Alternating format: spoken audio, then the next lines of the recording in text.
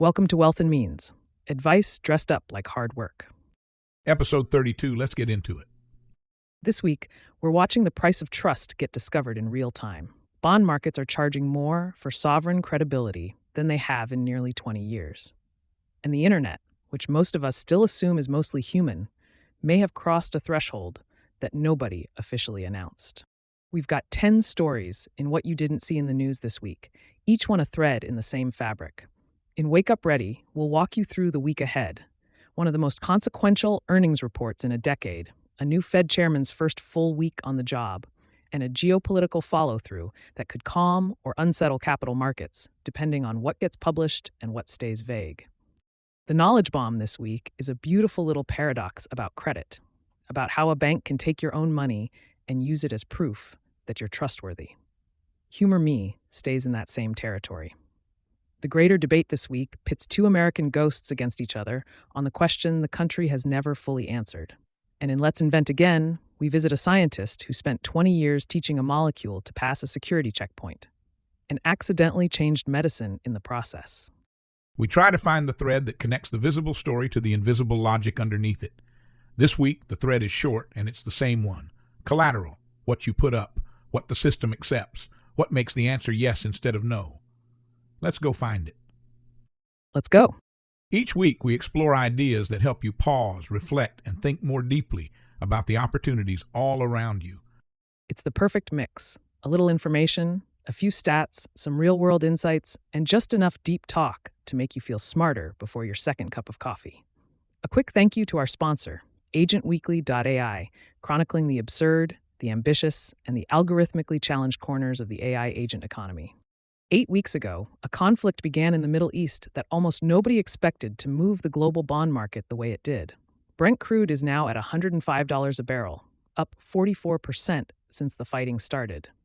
And the last time energy did something like this to the global economy, the word stagflation entered the vocabulary of a generation. The conflict, specifically the disruption to the Strait of Hormuz, has been characterized by the International Energy Agency as the largest supply disruption in the history of the global oil market. That's not rhetoric. That's a technical designation with real downstream consequences. Shipping rerouted, refinery schedules disrupted, energy price shocks radiating through every supply chain that runs on diesel. In April, U.S. consumer prices rose 3.8% year over year. Producer prices, the wholesale level, jumped 6%, the highest in 4 years. Think about what oil actually moves. It's not just gas at the pump. It's the cost to haul every box of cereal from warehouse to shelf. It's the energy bill for the factory making the cereal box. It's the heating bill for the grocery store keeping the lights on. When oil goes up 44%, everything downstream goes up a little too. And the compounding effect across millions of products in the American retail market is not small. The macro risk here isn't just inflation. It's the particular kind of inflation that's hard to fight with interest rates. Rate hikes work when demand is running too hot. They don't work as well when prices are rising because a sea lane is closed. The Dallas Fed published a scenario analysis on exactly this dynamic. The Minneapolis Fed is now asking whether the central bank can even look through a supply shock of this magnitude. The honest answer, based on this week's data, appears to be probably not for much longer. According to CNBC and Bloomberg this week, the April CPI came in above expectations for the third consecutive month, and the PPI surge, 6% in April, is the largest monthly print since 2022. That combination pushed the word stagflation back onto front pages for the first time in roughly 3 years. The economy isn't overheating. It's being cooked from the outside. That's a different problem, and it doesn't have the same cure. That same supply shock is doing something quietly alarming in the bond markets, and the numbers this week deserve more attention than the equity headlines are giving them. The 30-year U.S. Treasury yield broke above 5.1%, its highest level since 2007. Simultaneously, Japan's 30-year government bond hit the highest yield since its debut in 1999, and UK gilt yields reached a 28-year high, all three, same week. Treasury buyers haven't demanded a 5% yield on long-dated U.S. debt since the middle of the last decade. That changed this week when the Treasury Department actually auctioned 30-year bonds above 5% for the first time since 2007. According to Bloomberg, that's not a small number moving on a chart. That's the price the world is charging the United States to borrow long, and it's the highest in a generation. The Japan story is particularly worth pausing on. Japan spent 30 years in near zero interest rate territory. The Bank of Japan was the last major central bank still buying its own government debt aggressively, keeping yields artificially low. That era appears to be ending, and when Japan's bond yields rise, it matters globally because Japanese institutions are among the largest foreign holders of U.S. treasuries. What Japan does in its bond market eventually shows up in ours. Rising long-term rates tighten financial conditions without the Fed doing anything. Mortgage rates move with the 10-year. Corporate borrowing costs move with the long end. Private equity models break when the discount rate rises. And pension funds, which are the marginal buyer at the long end of the curve, start reevaluating equity allocations when bonds actually yield something meaningful. That's the quiet mechanism by which a bond market move becomes a stock market move. When the price of sovereign trust rises to a 20-year high in 3 countries simultaneously, that's not a data point, that's a diagnosis.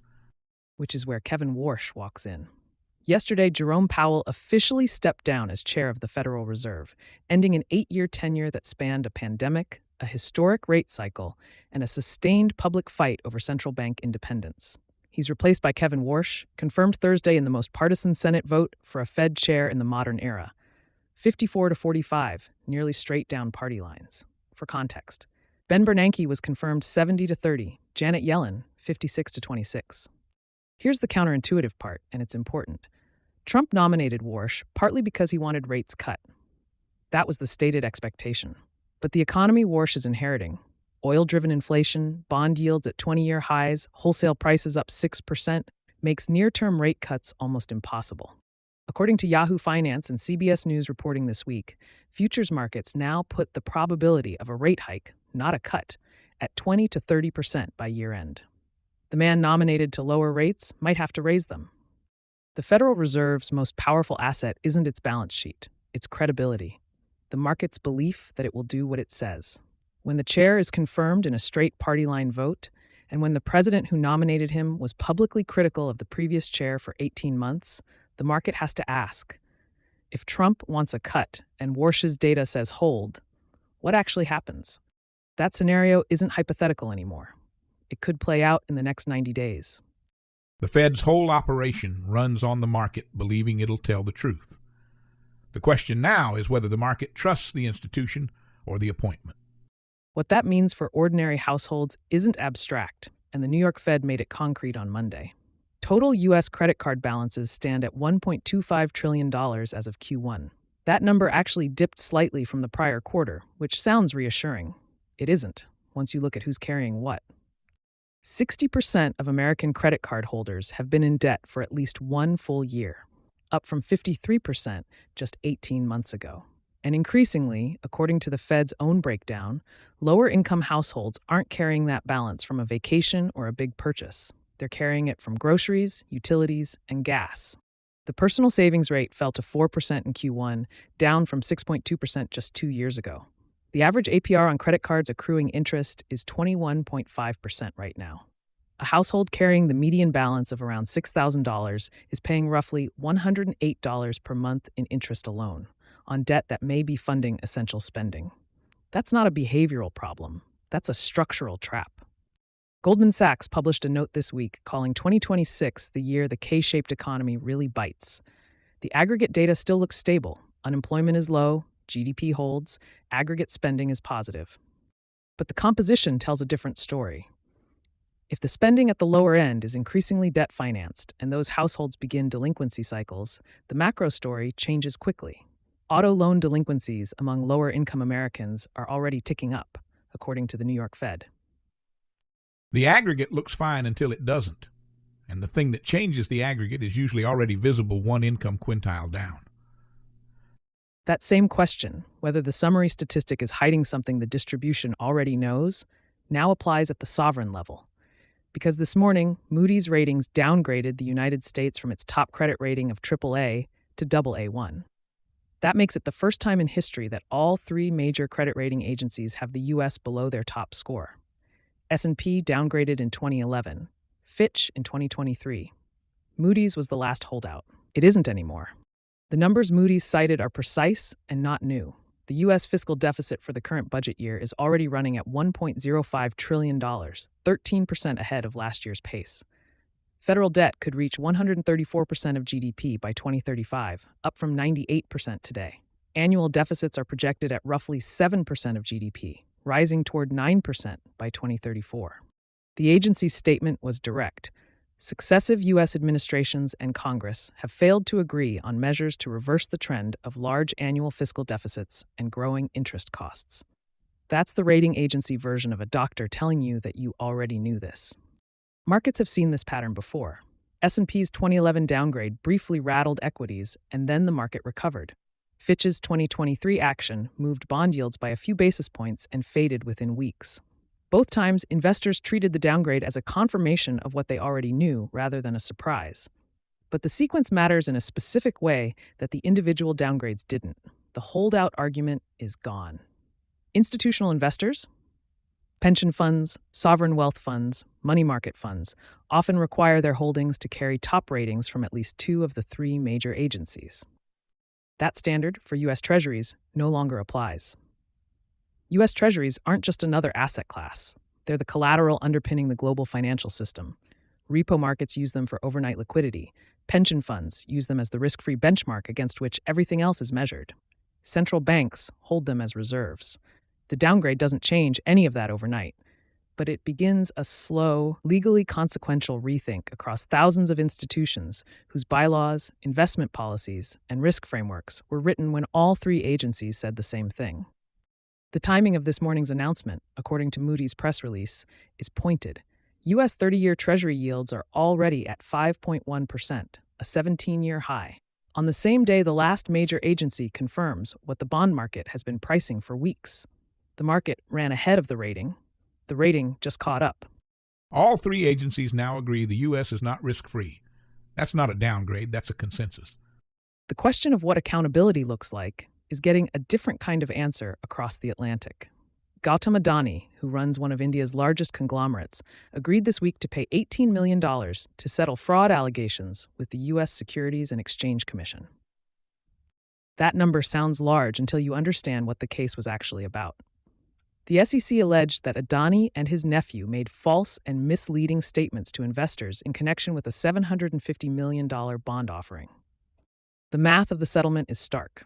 $6 million from Gautam Adani, $12 million from his nephew Sagar, no admission of wrongdoing, and separately, the Department of Justice is expected to drop its criminal fraud charges entirely. So, $18 million to settle civil allegations tied to a $750 million offering. According to CNBC, the ratio between alleged harm and actual penalty is its own statement about the cost of accountability for global actors navigating U.S. securities law. The real consequence of the case wasn't the fine, it was the 18 months during which international capital was cautious. Global banks were skeptical. Now that the legal overhang is lifting, Adani Group can re-engage international debt markets at scale. 41% of the group's total debt comes from global capital markets. The clearing of this case potentially accelerates the group's renewable energy expansion in India, which has significant implications for the broader U.S.-India strategic relationship. The fine was $18 million. The reward for settling is access to $700 billion in international capital. You do the math on what that incentive structure produces over time. That same pattern, bond markets repricing political risk before the policy even changes, is playing out in real time in the UK. British pound sterling fell 2% against the dollar this week, its worst weekly performance since late 2024. UK gilt yields hit their highest level in 28 years.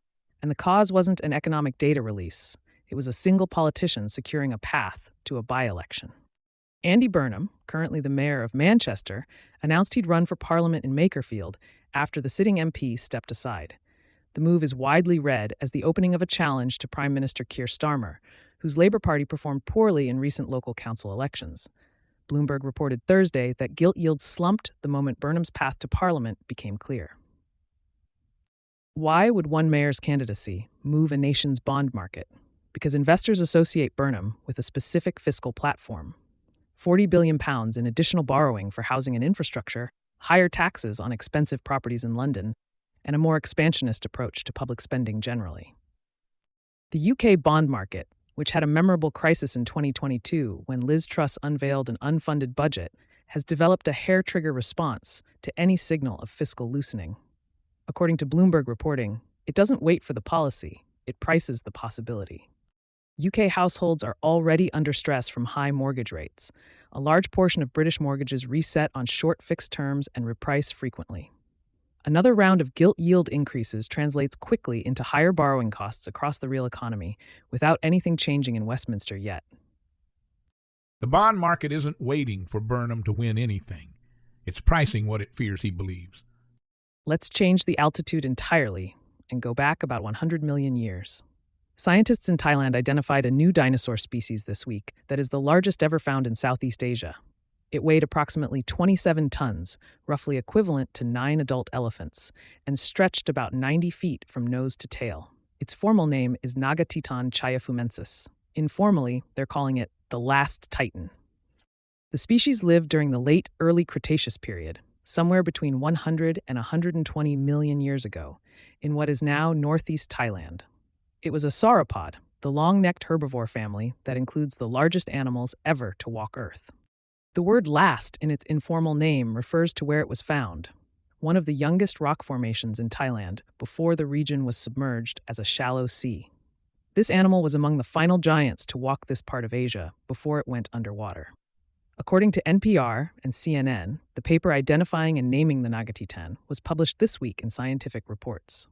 Southeast Asia's paleontological record is thin compared to North America's or China's, partly because of geography, climate, and the jungle conditions that make excavation difficult.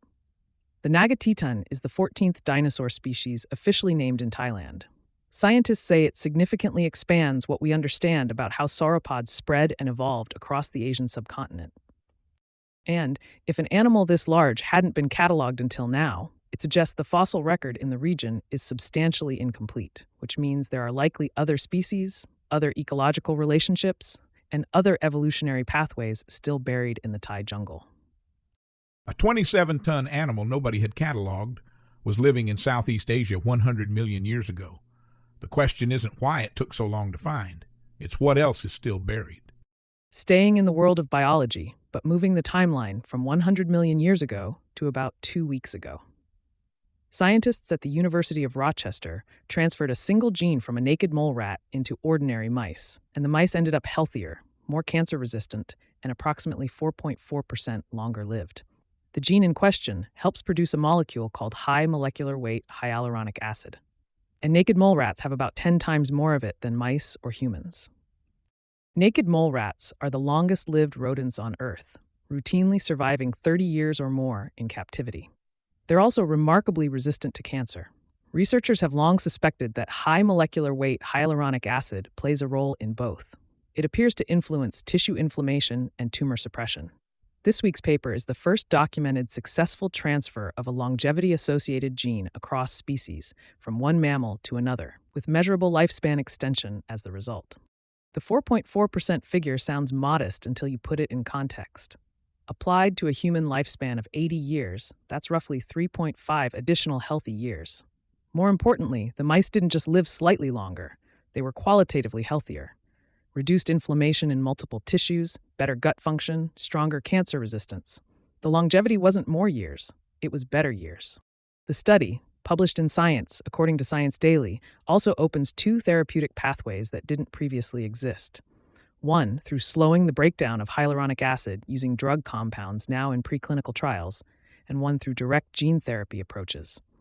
We've been looking for the biology of long life in our own cells for decades. Turns out we should have been asking the mole rat all along.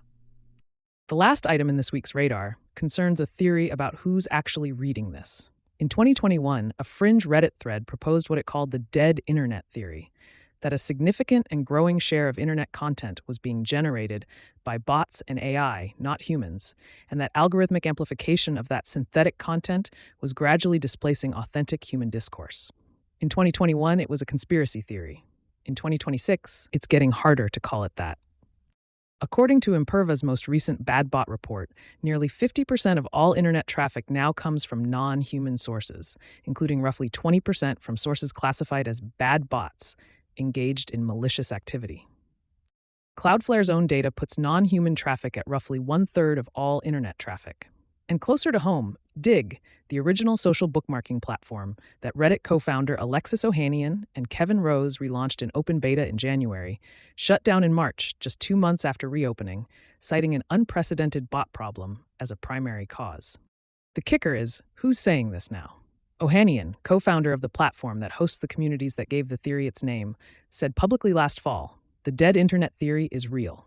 OpenAI's Sam Altman posted on X that he never took the dead internet theory that seriously, but it seems like there are really a lot of LLM-run Twitter accounts now. This week, an academic paper published in Computer Magazine created a formal taxonomy distinguishing between the evidence-based version of the theory and conspiracy-adjacent interpretations, essentially legitimizing the core claims. The advertising market still prices human attention. Brands pay rates based on the assumption that a human eyeball is on the other end of the ad. If a growing share of that traffic is synthetic, the underlying economic model of the internet is built partly on a fiction. When the people who built the internet are using the phrase dead internet without quotation marks, it's time to update your prior on what you think you're reading. 3 patterns jumped out at me across those 10 stories this week. First, the systems we've built to allocate trust are repricing. Bond markets are charging more for sovereign credibility. Credit scores are struggling to distinguish good borrowers from desperate ones. The internet's authenticity systems can no longer reliably tell humans from bots. These aren't separate malfunctions. They're the same malfunction in different substrates. Second, the gap between what's visible in aggregate data and what's happening at the edges keeps widening. Unemployment is stable. GDP holds. Credit card balances tick down in Q1. But 60% of cardholders have been in debt for a year or more, and the people carrying that debt are using it for groceries, not vacations. The summary statistic says one thing, the distribution says something else. Third, accountability is becoming negotiable at scale. An $18 million settlement for a $750 million bond offering. A bond market that will price the possibility of a left-leaning leader before that leader has won a single vote. The feedback loops between power, information, and capital are getting faster and less transparent simultaneously. If there's a through line this week, it's this. Collateral isn't just a banking concept, it's a social contract, what you put up to earn access, what others are willing to accept, and what happens when the things backing that contract start to look shaky. Now let's wake up ready. Let's start with the biggest single event of the week. NVIDIA reports its fiscal first quarter results after the close on Wednesday, May 20th. Consensus estimates put revenue at $78.8 billion and adjusted earnings per share at $1.77. Polymarket has the probability of a beat priced at 97%, which means a beat is already baked in. What that means? The number that matters isn't whether NVIDIA beats. It's by how much, and specifically what the guidance says about the Blackwell chip supply ramp. Watch for commentary on whether gross margins hold above 70%. If they do, and guidance implies sequential acceleration, the bull thesis stays intact.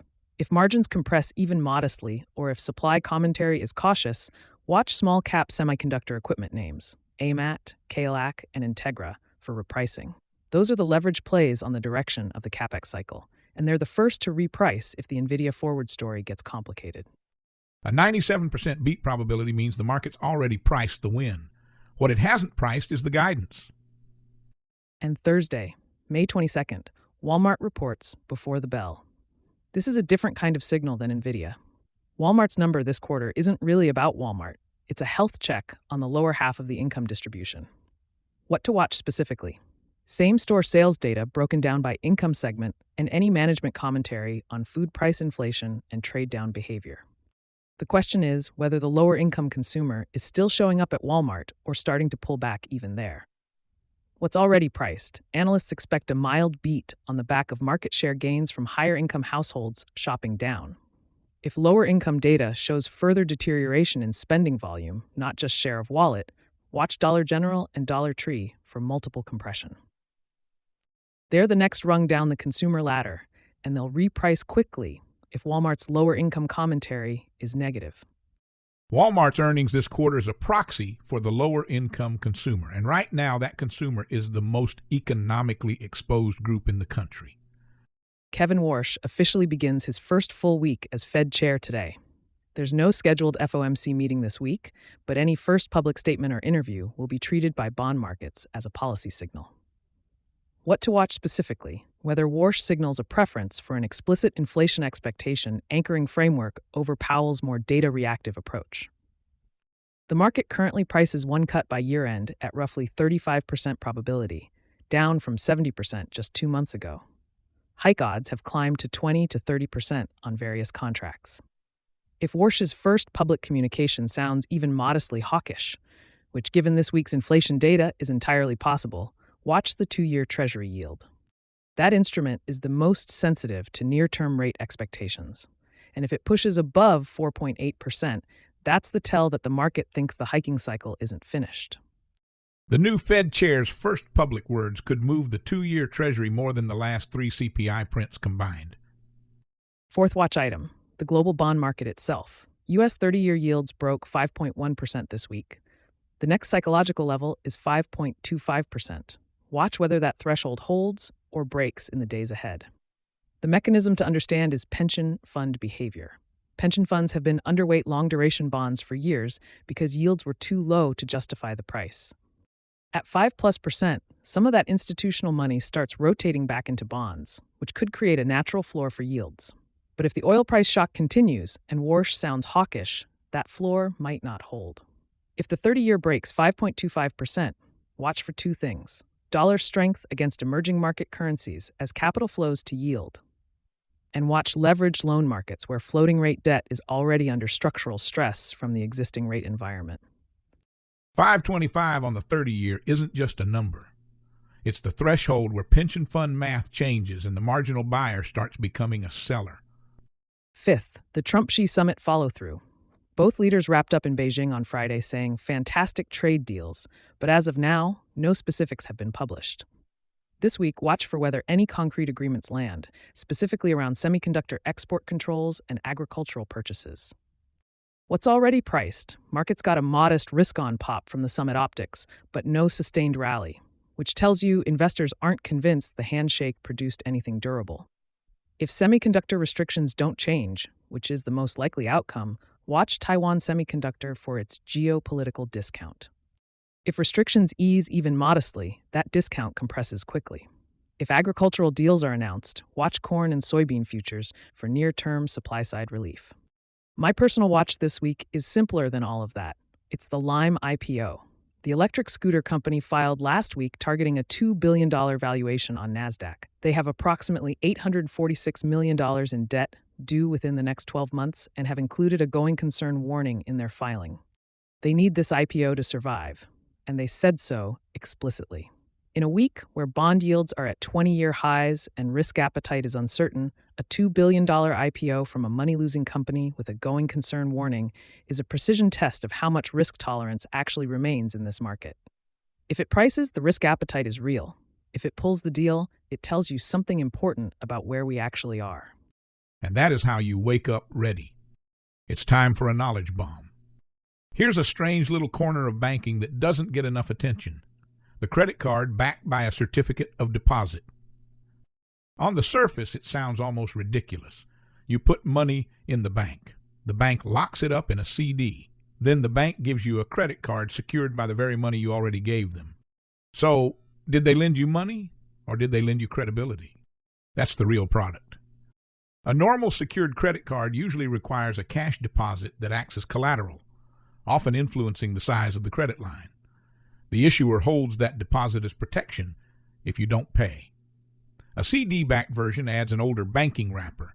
Instead of just sitting as a plain security deposit, the money is tied to a certificate of deposit, which is generally covered by FDIC insurance within applicable limits. The appeal is simple. You're using idle savings to buy time, structure, and a reporting relationship with the credit system. But the psychology is where it gets interesting. Because the bank isn't saying, "We believe in you." The bank is saying, "We believe in your collateral." That sounds harsh, but for someone with thin credit, damaged credit, or no credit history at all, it's useful. The bank's risk goes down because the CD is sitting there as a backstop. The customer gets a real card, a real payment schedule, and potentially a real record of responsible repayment. It's not charity. It's not generosity. It's finance with training wheels. And that's the first lesson. Access to credit is often not about morality. It's about evidence. The bank doesn't know your character. It knows your file. It knows your income. It knows your past payments. If that record is empty or messy, the CD becomes a substitute witness. It testifies on your behalf. But here's the trap. The collateral doesn't make the credit card harmless. You still have to pay the bill. The CD is not your monthly payment account. It's the fire extinguisher behind glass. If you swipe the card and don't pay, the bank can use the collateral to protect itself. But your credit behavior still gets reported, the relationship still deteriorates, and you can still turn a credit-building tool into a credit-damaging machine. Secured card deposits are meant to protect the issuer if you default, not to replace ordinary monthly payments. So the right mental model isn't, I have a credit card backed by my CD. The right mental model is, I have purchased a small laboratory for proving discipline. That's what this is, a controlled experiment.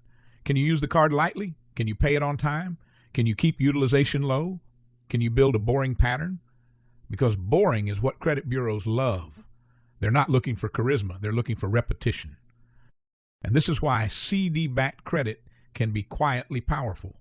It turns savings into a signal. Your money stays parked, possibly earning CD interest, while the card creates payment history. In CD-secured lending, generally, the bank holds the CD while the loan is active, and the borrower may continue earning interest on it, though those funds aren't freely available while they're pledged. The trade-off is liquidity. That money is no longer fully flexible. It's pledged. It's spoken for. The bank has a claim. And this is where people get fooled by financial products that look safe. They confuse secured with free.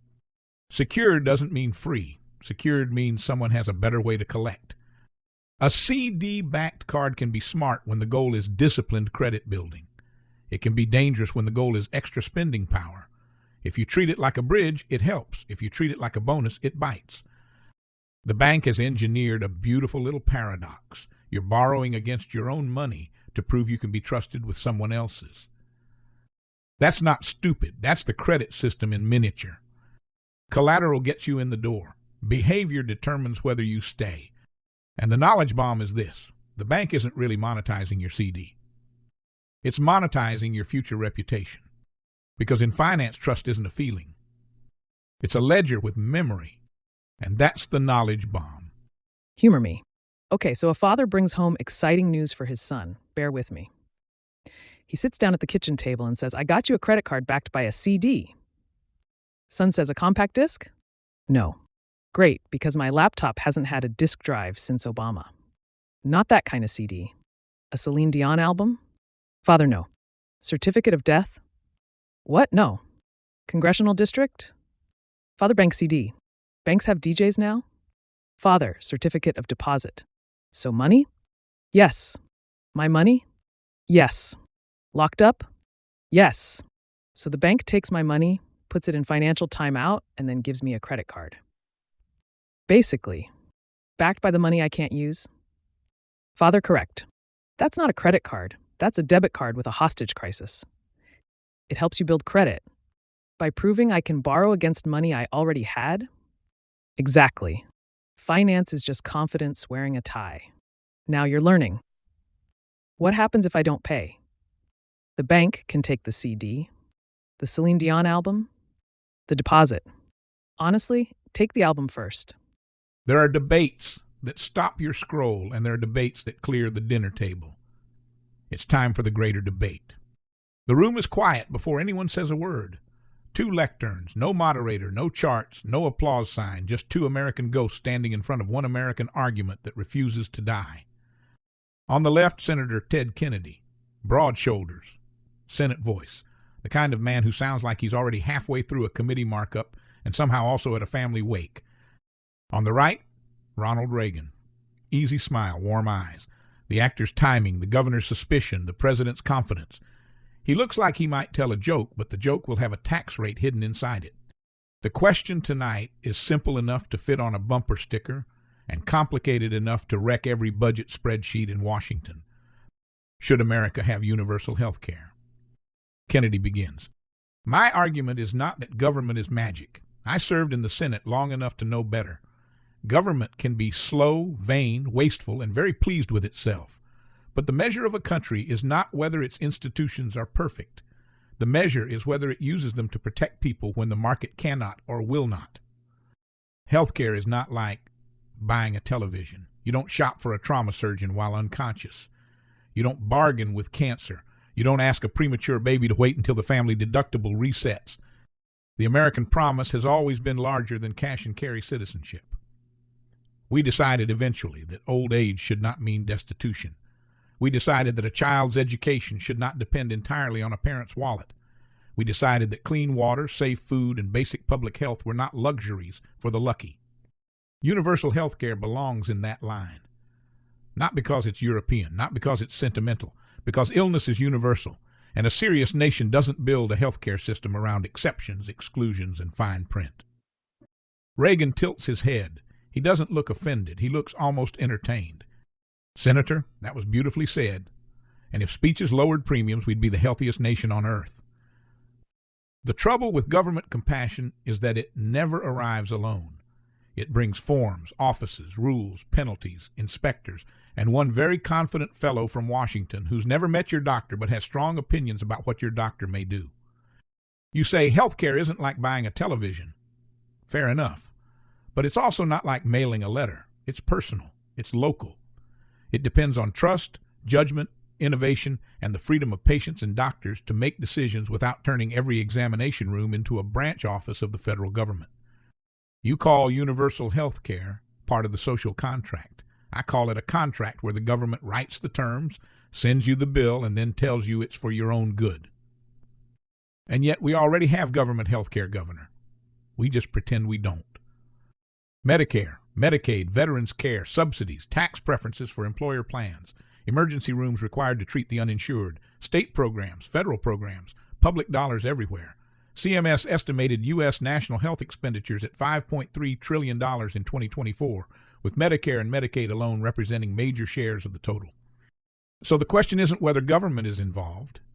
It's whether we want government involvement that's coherent, universal, and accountable, or the maze we have now. Public money, private toll booths, hidden prices, exhausted doctors, terrified families, and administrative complexity treated as a business model. That's a clever turn, Senator, but it proves my point as much as yours. Every time Washington fixes health care, it leaves behind another layer. Medicare and Medicaid, HMOs, COBRA, HIPAA, CHIP, Part D, the Affordable Care Act, the Inflation Reduction Act.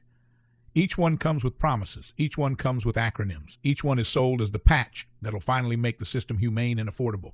And somehow the patient ends up with more cards in his wallet, more codes on the bill, and less idea what anything costs. That's not a system begging for one final federal solution.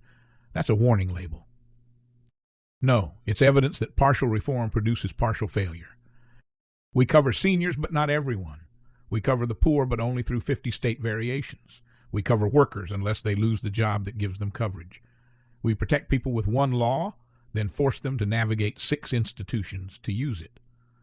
You're blaming the ambulance because the bridge keeps collapsing. And you're proposing that the people who built half the bridge should build the whole highway. The audience laughs. Kennedy smiles, but barely. Reagan has landed the first clean hit. Here's the contradiction I'll acknowledge. Universal health care costs money. Serious money. Anyone who says otherwise is selling poetry as arithmetic. But America already pays. We pay in premiums. We pay in deductibles. We pay in foregone wages because employer health care is compensation that never reaches the paycheck. We pay in bankruptcy anxiety. We pay in delayed care. We pay in emergency room medicine that treats the crisis because we refuse to finance the prevention. And then we pay again through taxes. The issue isn't whether we pay. The issue is whether our spending buys health. Kennedy's voice hardens there. He moves from moral appeal to prosecution. The United States spends far more per person on health care than peer countries, while utilization isn't proportionally higher. The evidence points again and again to prices, administrative load, and fragmentation as the core drivers. That's not freedom. That's inefficiency wearing a flag pin. No, Senator, freedom isn't a pricing formula. Freedom is the right to make your own arrangements, build your own associations, choose your doctor, choose your plan, and keep the government from turning every private difficulty into a federal entitlement. Once healthcare becomes a universal government guarantee, every personal choice becomes a public cost. What you eat, whether you smoke, whether you exercise, whether you ski, whether you ride a motorcycle, sooner or later, the same government paying the bill discovers an interest in supervising the behavior. And it won't call that control. It'll call it prevention. That's the Trojan horse argument. I know it well. But there's another Trojan horse in American healthcare. The idea that private paperwork is liberty. A denial letter isn't freedom. A network restriction isn't freedom. A family staying in a bad job because their child needs coverage isn't freedom. A doctor spending evenings coding for reimbursement instead of practicing medicine isn't freedom. You warn that government will dictate where doctors practice. But today, insurers dictate which doctors patients can see. Employers dictate which plans families can choose. Hospital systems dictate prices behind closed doors. Consolidated providers dictate terms because local competition has vanished. You fear concentrated power. Good, so do I. I just refuse to pretend concentrated power becomes harmless when it sends an invoice instead of a tax bill. Reagan's smile thins. That one lands, not as a cheer line, as a silence line. Then let me give you my contradiction. The old system wasn't perfect. Before Medicare, too many older Americans were exposed. Before modern protections, people with illness could be treated like bad risks instead of human beings. There are problems charity alone can't solve, and markets can be cruel when the buyer is desperate. But the answer to imperfect markets isn't unlimited government. It's better markets, stronger competition, transparent prices, portable insurance, targeted help for the vulnerable, and room for innovation. Because once Washington owns the promise, Washington owns the shortage.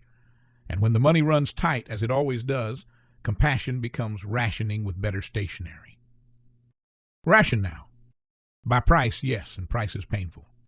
By delay, by denial, by geography, by employment, by literacy, by which parent filled out which form correctly, by whether the ambulance went to the in-network hospital. And you'd replace all those rationing systems with one national one.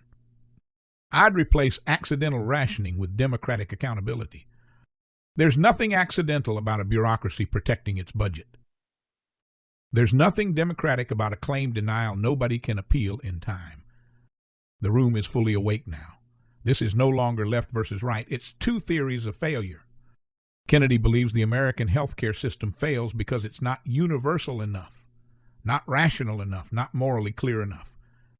Reagan believes it fails because every rescue expands the architecture of dependency, and every architecture of dependency eventually mistakes control for care. Kennedy turns toward Reagan, not the audience. Governor, your argument depends on the fear that if we guarantee health care, Americans will become passive. I think you underestimate them. People don't want health care so they can become dependent. They want health care so they can work, start companies, raise children, change jobs, leave abusive employers, survive illness, and stay in the game. Universal health care isn't the end of responsibility. It's the floor beneath responsibility. You can't ask people to climb if one diagnosis can cut the ladder in half. And your argument depends on the hope that government can build a floor without eventually lowering the ceiling. I don't underestimate Americans. I trust them more than I trust the planners. I trust voluntary institutions, doctors, entrepreneurs, churches, communities, states, and families. I trust messy freedom over tidy compulsion. Because the language of rights is powerful. Once something becomes a right, limits become injustices, costs become someone else's obligation, and politics becomes a bidding war over benefits no one wants to price honestly. Rights always cost something. Courts cost money, schools cost money, police and fire departments cost money. The question is whether the thing protected is central enough to citizenship that we accept the obligation. And if health isn't central, what is? Reagan pauses. For the first time, he doesn't answer immediately. Health is central, but government isn't the same thing as care. And markets aren't the same thing as choice. There it is, the whole debate in 2 lines. The Kennedy case is that universal health care is the missing plank in the American social contract, morally necessary, economically cleaner than fragmentation, and more honest than pretending a half-public system is private. The Reagan case is that universal health care is the most seductive kind of promise, compassionate at the entrance, coercive at scale, and nearly impossible to restrain once every private decision becomes a public liability. Neither man gets the last word, because America has never given anyone the last word on health care. It has only built another layer, passed another fix, renamed another program, and asked the same question in a more expensive decade. The debate ends where it began, not with whether Americans deserve care. Both sides say yes. The fight is over who can be trusted with the machinery. A market that can abandon you when you're weak. Or a government that can command you once it says it's helping. And somewhere between those fears sits the patient, holding the bill, waiting for the country to decide whether health care is a product, a promise, or the price of belonging. And that is the greater debate. Let's invent again. The problem is older than virology. It's really a problem of identity. When something enters your body that doesn't belong there, your immune system attacks it. That's the whole job. The immune system is a security checkpoint, and it's very good at its work. Sometimes too good. For decades, researchers understood that mRNA, messenger RNA, the molecule that tells your cells which proteins to build, could theoretically be used as medicine. You could, in principle, deliver a genetic instruction into a patient's body and program their cells to produce whatever you needed: a cancer-fighting protein, a viral antigen, a missing enzyme. The concept was clean. The problem was delivery. The moment you introduced synthetic mRNA into the body, the immune system recognized it as foreign and destroyed it before it could do anything. The messenger was being executed before it could deliver the message. The person.